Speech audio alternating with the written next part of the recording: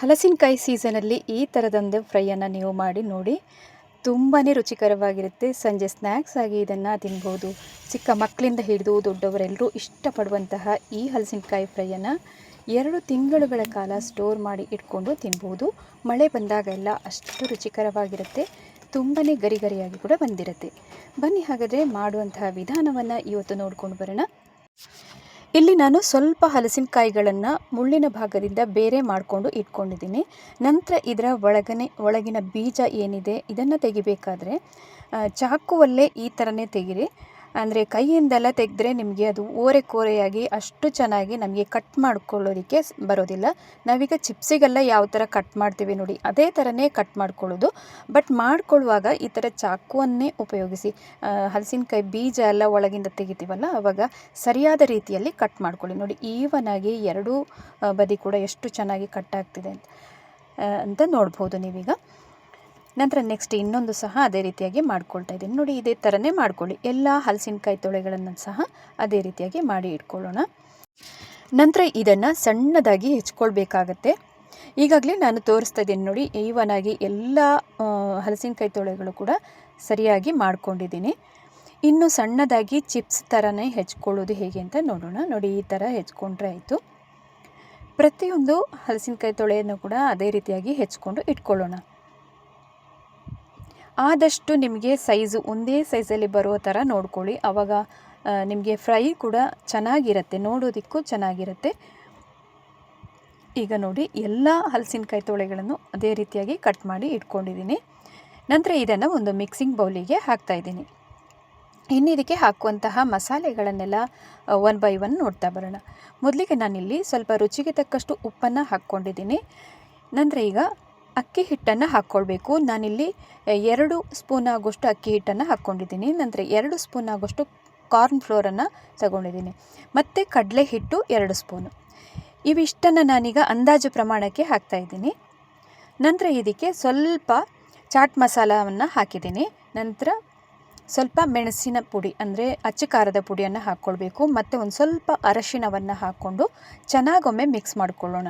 ಇವೆಲ್ಲವನ್ನು ನಾನು ಅಕ್ಕಿ ಹಿಟ್ಟಾಗಿರ್ಬೋದು, ಕಡಲೆ ಹಿಟ್ಟಾಗಿರ್ಬೋದು, ಇವೆಲ್ಲವನ್ನು ಅಂದಾಜು ಪ್ರಮಾಣದಲ್ಲಿ ಹಾಕಿದ್ದೀನಿ. 3 ಸಹ. ನಿಮಗೆ ಕಡಿಮೆ ಆಯಿತು ಅಂತಂದರೆ ಮತ್ತೆ ಹಾಕ್ಕೊಳ್ಬೋದು. ಈಗ ನೋಡಿ, ಮೇಲಿಂದ ಒಂದು ಸ್ವಲ್ಪ ಕಾಯಿಸಿದಂತಹ ಕೊಬ್ಬರಿ ಎಣ್ಣೆಯನ್ನು ಹಾಕ್ಕೊಳ್ತಾ ಇದ್ದೀನಿ. ಒಂದು ಹತ್ರ 4 ಟೇಬಲ್ ಚಮಚ ಅಂತ ಹೇಳ್ಬೋದು, ಅಷ್ಟನ್ನು ಹಾಕಬೇಕು. ಕಾಯಿಸಿದ ಎಣ್ಣೆಯನ್ನು ಹಾಕೋದ್ರಿಂದ ಗರಿಗರಿಯಾಗಿ ಬರುತ್ತೆ, ತುಂಬಾ ಗರಿಗರಿಯಾಗಿ ಬರುತ್ತೆ. ಅದಕ್ಕೋಸ್ಕರ ನಾನೀಗ ಹಾಕಿದ್ದೀನಿ. ಈಗ ಸ್ವಲ್ಪ ನೀರನ್ನು ಹಾಕಿ ಕಲಿಸ್ಕೊಳ್ಳೋಣ. ಜಾಸ್ತಿ ನೀರನ್ನು ಒಮ್ಮೆಲೆ ಹಾಕೋದಕ್ಕೆ ಹೋಗಬೇಡಿ. ನೀವು ಕನ್ಸಿಸ್ಟೆನ್ಸಿ ನೋಡಿಕೊಂಡು ನಾವಿದಕ್ಕೆ ನೀರನ್ನು ಹಾಕ್ಕೊಳ್ಳುವಂಥದ್ದು. ಈಗ ನೋಡಿ, ಸ್ವಲ್ಪ ನೀರು ಜಾಸ್ತಿ ಆದರೆ ಒಂದು ವೇಳೆ ನೀವು ವಾಪಸ್ ಮತ್ತೆ ಪುಡಿಯನ್ನೆಲ್ಲ ಹಾಕ್ಕೊಳ್ಬೇಕಾಗತ್ತೆ. ನಾನು ಕೂಡ ಹಾಗೆಯೇ ಇಲ್ಲಿ ಸ್ವಲ್ಪ ಕಡಲೆ ಹಿಟ್ಟನ್ನು ಹಾಕ್ಕೊಂಡಿದ್ದೀನಿ. ಮತ್ತು ಒಂದು ಸ್ವಲ್ಪ ಅಕ್ಕಿ ಹಿಟ್ಟನ್ನು ಹಾಕ್ಕೊಳ್ಬೇಕು. ಕಾರ್ನ್ಫ್ಲೋರ್ ಬೇಕು ಅಂತಂದರೆ ಮತ್ತೆ ನೀವು ಹಾಕ್ಕೊಳ್ಬೋದು. ನಾವು ಸ್ಟಾರ್ಟಿಂಗಲ್ಲಿ ಹಾಕಬೇಕಾದ್ರೆ ಅಂದಾಜಿನ ಪ್ರಮಾಣದಲ್ಲಿ ಹಾಕ್ಕೊಳ್ಳೋದು, ಮತ್ತೆ ನೋಡಿಕೊಂಡು ಹೀಗೆ ಹಾಕ್ಕೊಂಡ್ರೆ ಆಯಿತು. ನಾವೀಗ ಪೋಡಿಗೆಲ್ಲ ಯಾವ ಥರ ಹಿಟ್ಟನ್ನು ಕಲಸಿ ಎಣ್ಣೆಯಲ್ಲಿ ಬಿಡ್ತೀವಿ ನೋಡಿ, ಅದೇ ಥರದ ಹದಕ್ಕೆ ನಾವಿದನ್ನು ಮಾಡ್ಕೊಳ್ಳೋದಷ್ಟೇ. ಅಕಸ್ಮಾತ್ ನಿಮಗೆ ಹಾಕಿದಂಥ ಹುಡಿ ಸಾಕಾಗಲಿಲ್ಲ ಅಂತಂದರೆ ಮತ್ತೆ ನೋಡಿಕೊಂಡು ಹಾಕ್ಕೊಳ್ಳಿ. ಕಡಲೆ ಹಿಟ್ಟು, ಆಮೇಲೆ ಕಾರ್ನ್ಫ್ಲೋರು, ಅಕ್ಕಿ ಹಿಟ್ಟು, ಇವು 3 ಸಮ ಪ್ರಮಾಣದಲ್ಲಿ ಹಾಕ್ಕೊಳ್ಳಿ. ಆವಾಗ ಗರಿಗರಿಯಾಗಿ ಬರುತ್ತೆ. ಈಗ ನಾನು ಸಹ ಅದೇ ರೀತಿ ಮಾಡ್ತಾ ಇದ್ದೀನಿ. ಕಡಲೆ ಹಿಟ್ಟನ್ನು ಒಂದು ಸ್ವಲ್ಪ ಹಾಕ್ಕೊಂಡು, ಮತ್ತು ಅಕ್ಕಿ ಹಿಟ್ಟನ್ನು ಒಂದು ಸ್ವಲ್ಪ ಹಾಕ್ಕೊಂಡು ಮತ್ತೆ ಆಗಾಗ ನೋಡ್ತಾ ಹಾಕ್ಕೊಂಡು ಬರ್ಬೋದು. ಸ್ಟಾರ್ಟಿಂಗಲ್ಲಿ ಒಂದು ಅಂದಾಜು ಪ್ರಮಾಣದಲ್ಲಿ ಹಾಕಿ. ನೋಡಿ, ಈ ಥರದ ಹದಕ್ಕೆ ನಾವೀಗ ರೆಡಿ ಮಾಡ್ಕೊಳ್ಬೇಕು. ಇದನ್ನು ಹಿಟ್ಟೆಲ್ಲ ಸರಿಯಾಗಿ ಹಾಕಿದ್ದು ಚೆನ್ನಾಗಿ ಕೋಟಿಂಗ್ ಕೂಡ ಆಗಿದೆ.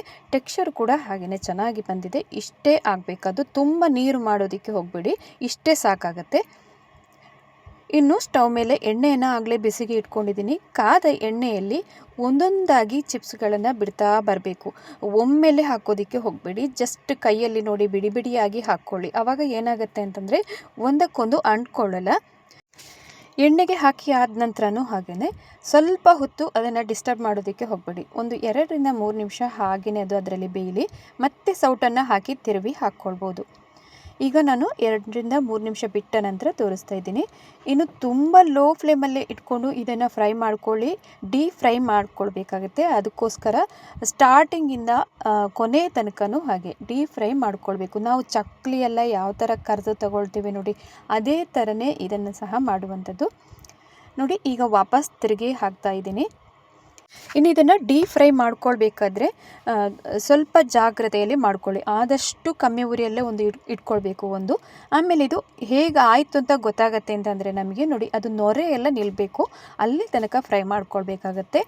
ಆಮೇಲೆ ಶಬ್ದ ಕೇಳುತ್ತೆ ನಿಮಗೆ, ಅದು ಸ್ವಲ್ಪ ಕ್ರಿಸ್ಪಿ ಆದಂತಹ ಗಟ್ಟಿಯಾದಂಥ ಶಬ್ದ ಕೇಳುತ್ತೆ ನೋಡಿ, ಅಲ್ಲಿ ತನಕ ನಾವು ಫ್ರೈ ಮಾಡಿಕೊಂಡ್ರೆ ಸೂಪರ್ ಆದಂತಹ ಹಲಸಿನಕಾಯಿ ಫ್ರೈ ಕೂಡ ರೆಡಿ ಆಗುತ್ತೆ. ನೋಡಿ ಈಗಾಗಲೇ ಆಗಿದೆ, ಇದು ತೆಗಿತಾ ಇದ್ದೀನಿ. ಸೌಂಡ್ ಕೇಳುತ್ತೆ ನಿಮಗೆ, ಅದು ತಟ್ಟೆಗೆ ಹಾಕ್ಬೇಕಾದ್ರೆ ನೋಡಿ ಈ ಥರ ಕ್ರಿಸ್ಪಿ ಆದಂತಹ ಸೌಂಡ್ ಕೇಳುತ್ತೆ. ಅಕಸ್ಮಾತ್ ನಿಮಗೆ ಬೇಗ ಎಲ್ಲಾದರೂ ತೆಗೆದ್ರಿ, ಏನಾದರೂ ಅಷ್ಟು ಚೆನ್ನಾಗಿ ಫ್ರೈ ಆಗಿಲ್ಲ ಅಂತ ನಿಮಗೆ ಡೌಟ್ ಏನಾದರೂ ಇದ್ದರೆ ಮತ್ತೊಮ್ಮೆ ವಾಪಸ್ ಹಾಕಿ ನೀವು ಫ್ರೈ ಮಾಡ್ಕೊಳ್ಳಿ. ಏನು ಅದರಲ್ಲಿ ಏನು ಸಂಶಯ ಬೇಡ, ತುಂಬಾ ಟೇಸ್ಟಿಯಾಗಿ ಬರುತ್ತೆ. ಈಗ 1ನೇ ಸಲದ್ದನ್ನು ತೆಗೆದಾದ ನಂತರ 2ನೇದು ಕೂಡ ಅದೇ ರೀತಿಯಾಗಿ ಹಾಕ್ತಾಯಿದ್ದೀನಿ. ಒಂದು ನೆನಪಿರಲಿ, ಹಾಕಬೇಕಾದ್ರೆ ನೋಡಿ ಆದಷ್ಟು ಬಿಡಿ ಬಿಡಿಯಾಗಿ ಹಾಕ್ಕೊಳ್ಳಿ ಅದನ್ನು, ಅಂದರೆ ಒಂದೊಂದಾಗಿ ಹಾಕ್ಕೊಳ್ಳಿ.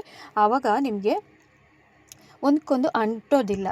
ಈಗ 2ನೇ ಸಲದ್ದು ಕೂಡ ನೋಡ್ತಿರ್ಬೋದು, ತುಂಬ ಕ್ರಿಸ್ಪಿಯಾದಂತಹ ಹಲಸಿನಕಾಯಿ ಫ್ರೈಯನ್ನು ಹೇಗೆ ಮಾಡೋದು ಅಂತ ನೋಡಿದ್ರಿ ಅಲ್ವಾ. ಬಹಳ ರುಚಿಕರವಾಗಿರುತ್ತೆ, ಮಕ್ಕಳಿಗಂತೂ ತುಂಬಾ ಇಷ್ಟ ಆಗುತ್ತೆ. ಶಾಲೆಯಿಂದೆಲ್ಲ ಬಂದಾಗೆಲ್ಲ ಏನಾದರೂ ತಿನ್ನೋದಕ್ಕೆ ಬೇಕು ಅಂತಂದಾಗ ಈ ಥರದ ಫ್ರೈ ಎಲ್ಲ ಮಾಡಿ ಕೊಡ್ಬೋದು. ಸ್ವಲ್ಪ ಡಿಫ್ರೆಂಟಾಗಿ ನಾನು ಮಾಡಿದ್ದೀನಿ ಇಲ್ಲಿ. ಪ್ರತಿ ಬಾರಿನೂ ನಾವು ಹಲಸಿನಕಾಯಿ ಚಿಪ್ಸನ್ನು ಮಾಡ್ತಾನೆ ಇರ್ತೀವಲ್ಲ, ಈ ಥರದಲ್ಲೊಮ್ಮೆ ಮಾಡಿ ನೋಡಿ. ಸ್ವಲ್ಪ ಅಲ್ಲ, ತುಂಬಾ ಡಿಫ್ರೆಂಟ್ ಆಗಿರುತ್ತೆ. ಇವತ್ತಿನ ಈ ರೆಸಿಪಿ ನಿಮಗೆಲ್ಲರಿಗೂ ಇಷ್ಟ ಆಗಿರ್ಬೋದು ಅಂತ ಅಂದ್ಕೊಂಡಿದ್ದೀನಿ. ಇಷ್ಟ ಆಗಿದ್ದಲ್ಲಿ ಚಾನಲನ್ನು ಹೊಸಬ್ರು ನೋಡ್ತಿದ್ರೆ ದಯವಿಟ್ಟು ಸಬ್ಸ್ಕ್ರೈಬ್ ಮಾಡ್ಕೊಳ್ಳಿ. ಹಾಗೆಯೇ ಹೆಚ್ಚಾಗಿ ವಿಡಿಯೋವನ್ನು ಎಲ್ಲ ಕಡೆ ಶೇರ್ ಮಾಡಿ ಸಪೋರ್ಟ್ ಮಾಡಿ. ಮನೆಯಲ್ಲಿ ನೀವು ಕೂಡ ಇದನ್ನು ಟ್ರೈ ಮಾಡಿ ನೋಡಿ. ನಿಮ್ಮ ಅನಿಸಿಕೆ ಅಭಿಪ್ರಾಯಗಳನ್ನು ತಿಳಿಸೋದನ್ನು ಮರಿಬೇಡಿ. ಹವ್ಯಕ ಪಾಕಶಾಲೆಯಲ್ಲಿ ಇನ್ನೊಂದು ಹೊಸ ರುಚಿಯೊಂದಿಗೆ ಮತ್ತೊಮ್ಮೆ ಸಿಗ್ತೀನಿ. ಅಲ್ಲಿ ತನಕ ನಮಸ್ಕಾರ.